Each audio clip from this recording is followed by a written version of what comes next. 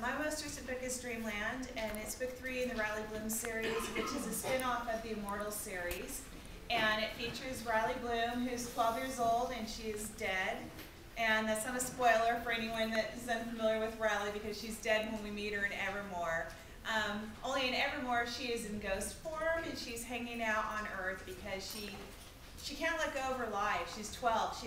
The thing she wanted most in the world was to be 13. And she thinks that'll never happen for her, and it's just this heartbreaking thing that she carries around. In Dreamland now, she is firmly ensconced in the afterlife, and she lives in a place called the Here and Now. It's not the early retirement she thought it was going to be. She learns that she has a job as a soul catcher, and so she returns to the earth with her really cute guide Bodhi and her ghost dog Buttercup. And she finds ghosts and convinces them to cross over to where they belong. She thinks it's going to be easy peasy in her words, and it never really is. But Riley has a sort of confidence that belies her experience. The most fun part about writing it was, well, there were 2 parts, if I can say them. One is that Riley, at this point, is on the verge of 13. And she's dealing with all the kind of conflicting emotions that go with that. She wants so badly to be a teen and to reach this point. She's starting to realize that her hatred for her guide, Bodhi, is really a poorly disguised crush. And she's so confused by these feelings that she's going through. She really needs some advice from somebody. And so she wants to ask her sister Ever, who she always thinks is like the ultimate teenager who's going to have all the answers. So she can't visit Ever by returning to the Earth plane because Ever can't see the ghosts that have already crossed over. So she goes to a place called Dreamland where all the dreams are made, and she tries to visit Ever through a dream in order to get the advice she needs so much from her sister on how to navigate being a teenager. Bringing Ever back for this book was probably the most fun part about writing it, because I really missed Ever and Damon when I finished writing Everlasting, and the Immortal series ended in July. And characters become like friends to the authors. You spend so much time with them, they become very real. So I had this opportunity to bring Ever back for a scene in Dreamland and to have the 2 sisters meet again. And it was actually a pretty emotional moment for me to write that. And it's still, it sounds corny, but it's still a little emotional for me when I think about it, because their relationship reminds me a lot of my relationship with my sister. Sorry. My next book is The Fox Inheritance, and it's about Locke Jenkins, and in most ways he's pretty much a typical teenage boy.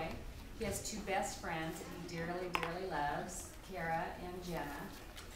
And then the unimaginable happens. They're in a devastating car accident, and their lives are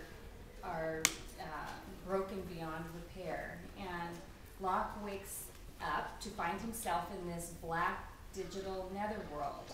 He doesn't really understand where he is, but he has no body, no eyes, no way of seeing.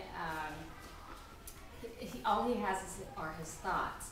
But he has Jenna's thoughts and Kara's thoughts. Kara's thoughts that are with him. But then Jenna disappears, and it's only Kara.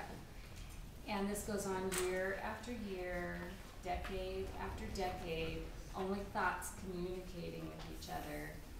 And then centuries have passed, and he wakes up to find that he has a brand new, perfect body at last. What had happened is he had been stored, he and Kara, on a storage shelf and forgotten for all those centuries. Well, now he has this new body, but it's 260 years later.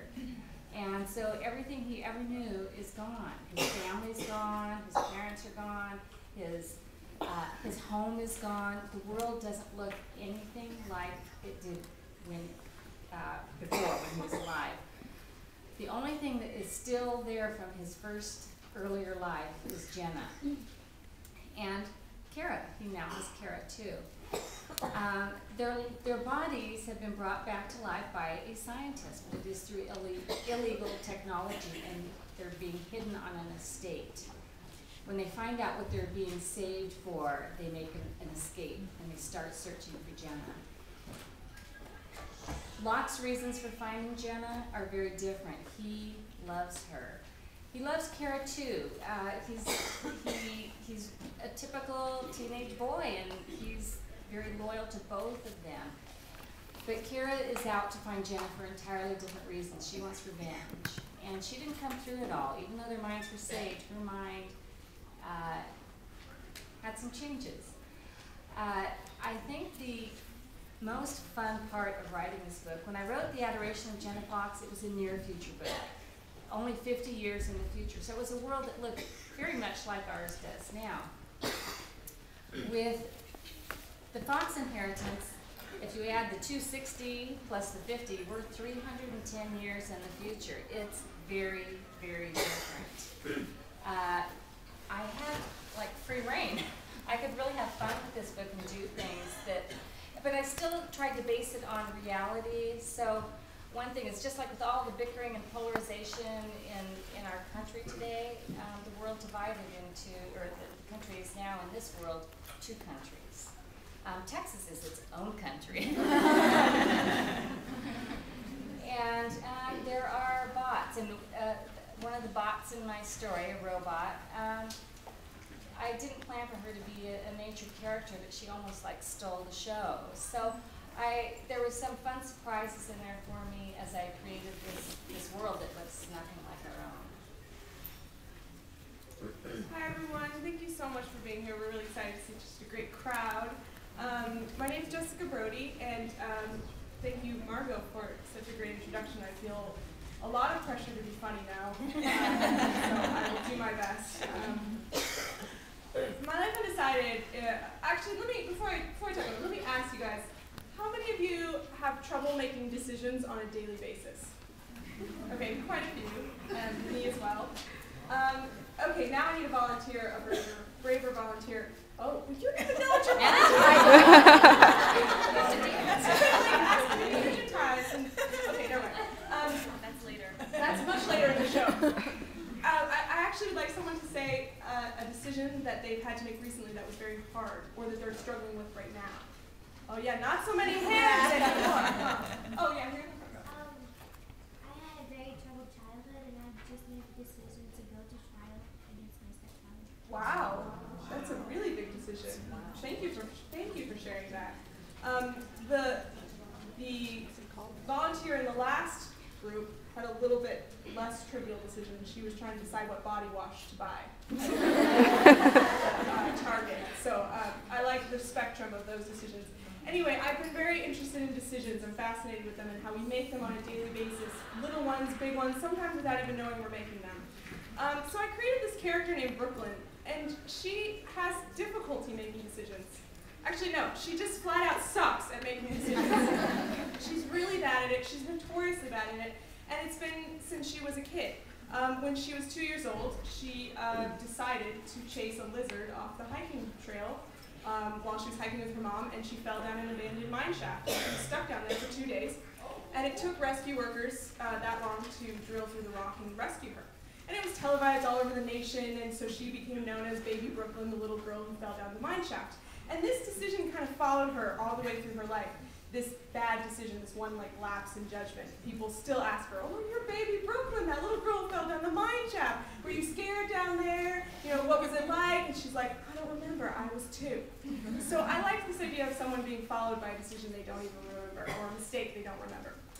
So fast forward 15 years, or 13 years, she's now 15 years old, and her decision making has not improved very much. As you'll see from the opening of the book, she's getting arrested. Right off the bat, I don't waste any time. So she decides, this is it, final straw. I am clearly incapable of making decisions for myself, so that's it, I'm stopping. I need to hand over my decision making to someone else. So she starts a blog, it's called mylifeundecided.com, and she posts every decision she comes across on this blog, and she asks her readers to vote on what she should do. And she vows to do whatever they say, no questions asked. Well, that seems all fine and good at the beginning, but when they start to make decisions for her, she realizes that having people make decisions